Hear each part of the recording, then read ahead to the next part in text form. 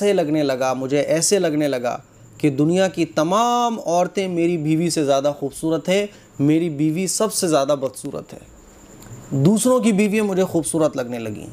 तो ऐसा क्यों कि जब शुरू में पसंद आई तो सबसे ज़्यादा, जब शादी का पैगाम दिया तो कुछ और लड़कियाँ उस जैसी लगने लगीं, और जब शादी हो गई तो उससे भी ज़्यादा खूबसूरत कुछ लड़कियाँ लगीं, और शादी के बाद अब मुझे सबसे ज़्यादा बदसूरत मेरी बीवी लगती है, दूसरों की बीवियाँ सबसे ज़्यादा खूबसूरत लगती हैं। तो आखिर ऐसा क्यों? तो आलिम साहब ने, हज़रत ने कहा कि अच्छा, ये तो बड़ी अजीब बात है, लेकिन क्या मैं तुम्हें इससे भी ज़्यादा अजीब व गरीब बात ना बताऊं? तो उस आदमी ने कहा कि हाँ, क्यों नहीं, ज़रूर बताइए।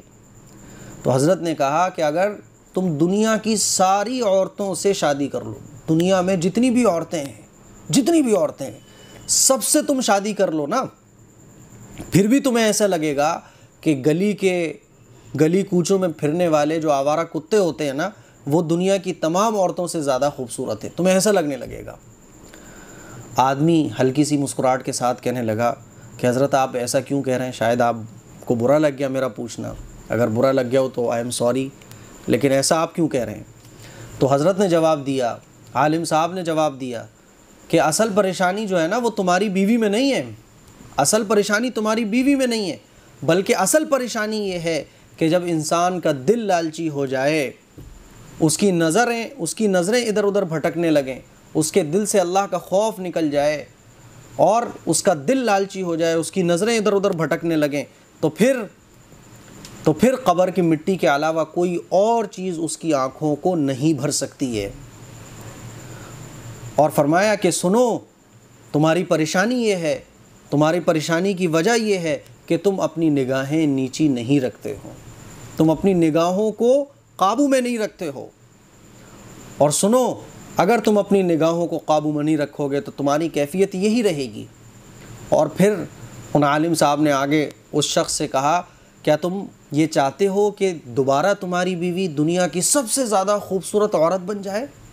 क्या तुम ये चाहते हो कि तुम्हारी बीवी दुनिया की सबसे ज़्यादा खूबसूरत, सबसे ज़्यादा बेहतरीन, जो तुम्हें अच्छी लगे, जो तुम्हारे दिल को भाए, तुम्हारी बीवी ऐसे तुम्हारे लिए बन जाए? कि तुम ये चाहते हो?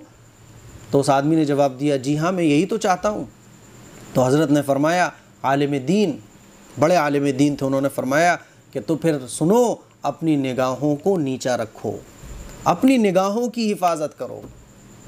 जवाब क्लियर हो गया। आज जो ये शिकायत है ना सबको कि अपनी बीवी बुरी है लगती है और दूसरों की बीवियां सबको अच्छी लगती हैं, उसकी बड़ी वजह ये है कि हम और आप अपनी निगाहों की हिफाजत नहीं करते। शादी के बाद अगर हम अपनी निगाहों की हिफाजत नहीं करेंगे, बल्कि शादी से पहले भी हमें बालिग होते ही अपनी निगाहों की हिफाजत करना चाहिए। जब हम अपनी निगाहों की हिफाजत नहीं करेंगे तो फिर याद रखो, हराम चीज़ अच्छी लगेगी और हलाल चीज़ बुरी लगेगी। आज लोग अपनी निगाहों की हिफाजत नहीं करते, यही वजह है कि जो हलाल है उसकी बीवी उसके लिए, तो अपनी बीवी बुरी लग रही है। क्योंकि निगाहें जब इधर उधर भटकेंगी तो इन निगाहों में लालच पैदा होगा, दिल से अल्लाह का खौफ ख़त्म होगा, और जब इंसान की नज़रें इधर उधर भटकने लगे, इंसान की नज़रों में लालच पैदा हो जाए, उसकी तबीयत लालची हो जाए, उसके दिल से अल्लाह का खौफ निकल जाए, तो फिर हराम चीज़ें पसंद आती हैं और हलाल चीज़ों में तबीयत लगती ही नहीं है। तो ये सबसे बड़ी वजह है कि दूसरों की बीवियाँ, दूसरी औरतें, गैर औरतें आज सबको अच्छी लग रही हैं, अपनी बीवी किसी को नहीं अच्छी लग रही है।